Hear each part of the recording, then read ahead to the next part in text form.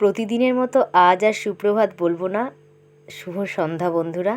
আজকের নতুন ব্লগে সবাইকে স্বাগত। তো চলো আজকের সারা দিনটা কিভাবে কাটালাম সেটাই তোমাদের সাথে শেয়ার করি। সন্ধে হয়ে গেছে, সন্ধে দিয়ে দিয়েছি, এবার বসাবো ভাত। সকাল থেকে কিন্তু কোনো রান্না করিনি।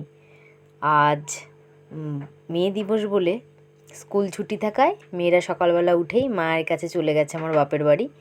আর শাশুড়ি মা চলে গেছেন আমাদের চাচাইতে একটা বিয়ে বাড়ি আছে, তো সেখানে গেছে। আর ঘরে কাজ হচ্ছে, মেয়েদের স্কুল থাকায় কিন্তু আর আমাদের বিয়ে বাড়িটা যাওয়া হলো না। তো যাই হোক, এবার বিকেলবেলা তো খেতে হবে। তো সারা দিনটা কাটিয়েছি হচ্ছে, কালকের পান্তা ভাত ছিল, সেটা বরমশাইয়ের আমি পেঁয়াজি করে আর ডিমের অমলেট করে খেয়ে নিয়েছি। আর তো কেউই ছিল না বাড়িতে, তো ডিম আর আলু সেদ্ধ হয়ে গেছে। আর ভাত কিন্তু অর্ধেক হয়ে গেছে। গ্যাসটা বন্ধ করে দিয়ে চলে এসেছি বাপের বাড়িতে দুই মেয়েকে নিতে। ওরা তো যেতেই চাইছিল না। ওরা বলতে সোনাই, পাপাই তো যাবেই, ও বড় হয়েছে। সোনাই তো একটু এখন কম বোঝে। তো যাই হোক, সকালবেলা স্কুল আছে, ওর জন্য নিতে চলে এসেছি। সরকারি স্কুলগুলো সব ছুটি পড়ে গেছে, কিন্তু ওদের এখনও সিলেবাস শেষ হয়নি, তো তার জন্য আর ছুটি দেয়নি। তো বাড়ি গিয়ে আবার রান্না করতে হবে ডিমটা। আর আজ অনেকটা কিন্তু ঘুমিয়েছি। ওই 8টার সময় যারা পড়তে আসে তারা এসে ডাকলো, তারপর উঠেছি। আর উঠে মেয়েদেরকে বাপের বাড়ি দিয়ে তারপর ওই 9টা থেকে 12টা অবধি টিউশন পড়িয়েছি 3টে বাড়িতে। আর বিকেলে আর পড়াইনি, এসে এক টানা ঘুম দিয়েছি। ওদের নিয়ে চলে এসেছি বাড়িতে। এসে এই দেখো, ভাতটা কিন্তু আবার এই যে ধরিয়ে দিলাম। আর একটু ফুটে গেলেই ব্যাস, তারপরে নামিয়ে দেবো। অনেকটা গ্যাসও কম পড়ে। আমি এরকমই করি, এরকম করেই আমার অভ্যেস হয়ে গেছে। আর চলে এসেছি, এই যে ডিম আর আলু সেদ্ধ হয়ে গেছে। তো ডিম আর আলুটা সেদ্ধ করে নিয়ে ডিমটা রান্না করে নেবো। ডিম রান্নার কি দেখাবো, সবাই জানে ডিম রান্না করতে। তবুও আমি যেভাবে রান্না করি সেভাবেই তোমাদের সাথে শেয়ার করছি। ডিম আর আলুটা ছুলে নেবো। আর পাপাই আর সোনাই ওরা বই পড়ছে। আর সোনাই তো পড়াশোনা হয়ে গেছে, ও রুটিনটা গুছিয়ে নিচ্ছে। এখন প্রায় 9টা মতো বেজে গেছে।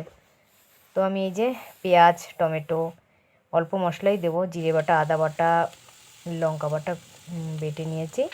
আর এই গোটা গরম মশলাটা ফোড়ন দিলে না বেশ তরকারির সেন্টটা বেশ ভালো হয়। আর লাল লাল হয়েছে একটু তরকারিটা। আমি একটু কাশ্মীরি লঙ্কার গুঁড়ি দিয়েছিলাম, আর একটু জিরার গুঁড়ি জলে ভিজিয়ে রেখেছিলাম, তো সেটাই দিয়ে দিলাম। ভেবেছিলাম কষা কষা করে করব, কিন্তু যেহেতু এক তরকারি ভাত, তো 3টে ডিম রান্না করছি। খাবো আমি, সোনাই আর বরমশাই। পাপাই খাবে না, ও দিদাবাড়ি থেকে খেয়ে এসছে। তো এরকম কষা কষা হলে কিন্তু ভালোই হয়, কিন্তু যেহেতু ডাল নেই বা আর কোনো তরকারি নেই, তো তার জন্য একটু ঝোল ঝোল রাখলাম। গরম মশলা দিয়ে নামিয়ে দেবো। দিয়ে বরমশাই এখনও আসেনি, ওর আসতে একটু লেট হবে। তো সোনাইয়ের আমি ভাবছি খেয়ে নেবো আগে। এখন প্রায় 9:45 মতো বেজে গেছে।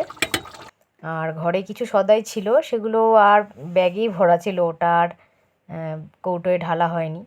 তো আগের এক প্যাকেট ডালিয়া ছিল, আর এই ডালিয়াটার না বেশ বড় বড় দানা, এই ডালিয়াটাই বেশ ভালো।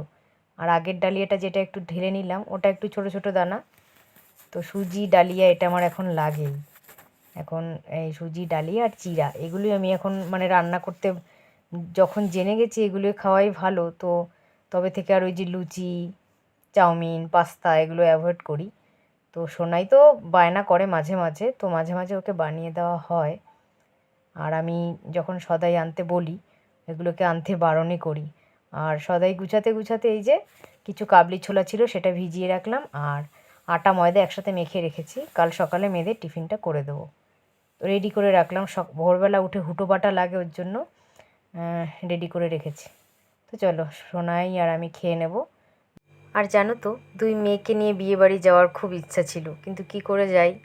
দুই মেয়ের স্কুল, টিউশন, আমার পড়ানো, এগুলো সব বন্ধ করে আমার যাওয়াটা বেশ পোষালো না। যদি শনি রোববার হতো তাহলে বেশ যাওয়া যেত। তো যাই হোক, ভাগ্যে নেই গো বিয়ে বাড়ি। তো ডিম রান্না করেই খেয়ে নিই। তো সবাইকে গুড নাইট। আজকের ছোট্ট ব্লগ এখানেই শেষ করে দিলাম। যারা আমার ব্লগ দেখো তারা অবশ্যই কমেন্ট করে জানিও কেমন হচ্ছে, কেমন লাগছে। আজকের মতো টাটা, সবাই ভালো থেকো, সুস্থ থেকো।